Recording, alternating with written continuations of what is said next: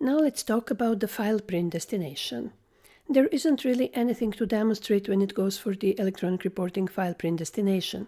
You can simply enable it, which means that the generated file will be downloaded, and that's it.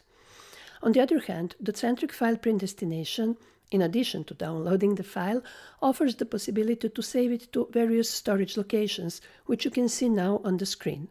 You can turn on one or more of them, and this asterisk sign will tell you which one is active.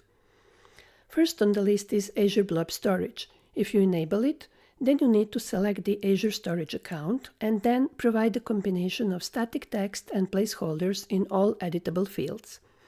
In a similar way, Azure Files requires selecting the Azure Storage account and specifying these additional fields. This type of location can be mapped to your network shared folders and therefore become visible in your file system.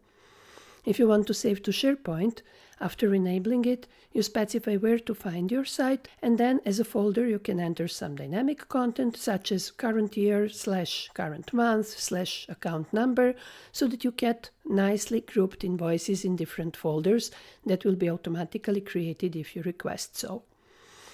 And there's even more when it goes for saving to SharePoint. On a separate place, there is a setup where you can configure which SharePoint metadata to set on the outgoing documents.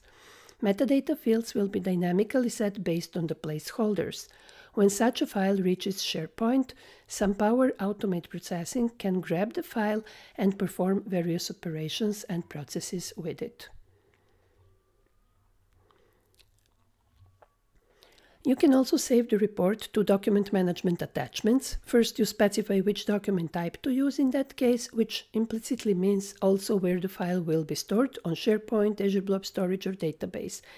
Then, with the record type, you specify if the file will be attached to the journal that is being printed, or to its account, or its source, or some custom record type. And finally, if you are one of the rare companies using on-premises F&O, you can save the file to the specified network shared folder. At the moment of preparing these videos, we are finalizing activities for releasing our version 3.5.0, where we will here also support saving to SFTP. As a conclusion, Docentric offers various integration possibilities through these supported storage types as opposed to electronic reporting file download. Also, configuration is really simple and intuitive for all user profile types. Let's take a look at the printer print destination. In electronic reporting printer print destination, after you enable it, you can select the printer name. There are still companies who extensively use printing to printer, and some of them have 200 or 300 printers. This lookup is rather inconvenient for scrolling and searching for a specific printer. In the Docentric printer print destination, the printer's lookup is convenient for filtering and searching. Also notice this first token, default printer. Imagine that you have a report for which you set up print management to printer, for example, sales packing slip. With electronic reporting, you will have to select one printer, so all users will run to that printer to get their printouts.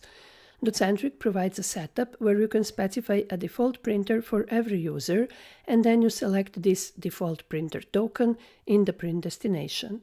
With that, the printer will be dynamically resolved based on the user who initiated printing.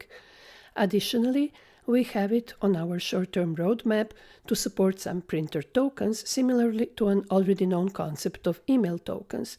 Each user will be able to specify the printer they want to use for a specific report and also for printing from a specific warehouse.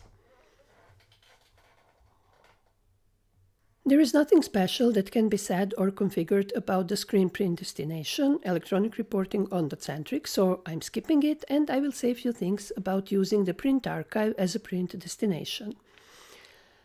In the configuration for electronic reporting archive, you can simply enable it and specify which document type to use for archiving the documents, which implicitly defines to which storage type the document will go, SharePoint, Azure Blob Storage, or database.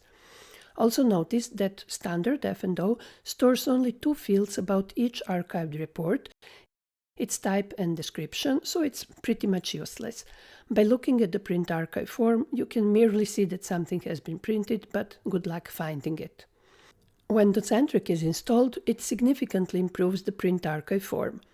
Everything you see here after the first two fields has been added by Docentric. There is a lot of metadata information helping you to find your archived document by ID, account type and number, ID of its source, for example, sales order, journal number, print destination used for printing, print archive note that you will later see on the print archive print destination, and so on. There are many useful features we have added to this form. For example, I can jump to the account where we have added these two menu items, print archive and batch email sending status. Print archive will take me back to the print archive form, only this time filtered to display only the documents archived for this particular account. Also, I can jump to the related journal, where we have also added this menu item, Document Print Archive.